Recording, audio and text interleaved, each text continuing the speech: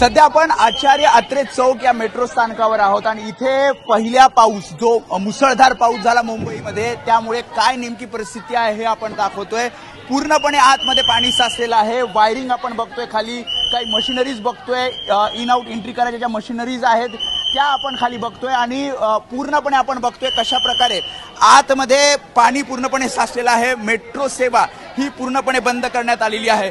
मला सांगा किती पाणी साचलंय इथे आतमध्ये? आमचं नुकसान होतंय। आम्ही सगळे इकडचे जे वसावतवाले ना सगळे कर्मचारी आहेत महानगरपालिकेचे, आता आम्ही पूर्ण काम करून सकाळी तुम्हाला माहिती आहे किती पाऊस पडला, ते काम करून आमच्या घरातलं सांडपाणी काढणार का आम्ही? सगळं लेट्रिनचं पाणी येतंय, आमच्या घरामध्ये सर्व लॅट्रिनचं पाणी गेले, संडासचं पाणी सर्व घरात गेले। या लोकांना काय सांगायचं? आम्ही किती त्रास सहन करतोय। पूर्णपणे मी तर म्हणतो मशिनरी सुद्धा खाली पडल्यात। हो, आता पडलंय सगळं। बघा तुम्ही विचार करा ना, मग किती नुकसान झालेलं आहे। लोकांनी काहीच हे घेतले नाहीये साहेब। त्यामुळे आपण बघतोय कशा प्रकारे वायरिंग इथे बाहेर निघालेलं आहे।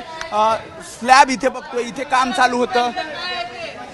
इथे सुद्धा काही ठिकाणी आपण बघतोय स्लॅब खाली पडलेला आपल्याला पाहायला मिळतोय आणि समोर पूर्णपणे ही मेट्रो सेवा जी दुसरा टप्पा आहे मेट्रो 3चा तो पूर्णपणे सध्या बंद करण्यात आलेला आपल्याला पाहायला मिळतोय। आणि ज्या प्रकारे आपण बघतोय संपूर्ण हे मेट्रो स्टेशन त्याच्या खाली आपण बघितलं कशा प्रकारे इथे सुद्धा काही ठिकाणी पडझड झालेली आपल्याला पाहायला मिळते।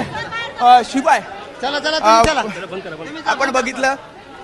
आपण बघितलं तर कशा प्रकारे पूर्णपणे नुकसान इथे आपल्याला झालेलं पाहायला मिळतं। खरं तर पहिला पाऊस आहे, सखल भागामध्ये पाणी साचतंय आणि हे शूट करू देऊ नये यासाठीचा प्रयत्न केला जातोय। मात्र जी परिस्थिती आहे या स्थानकावरची ती दाखवण्याचा आपण प्रयत्न करतोय। इथे सुद्धा आपण बघितलं पुढे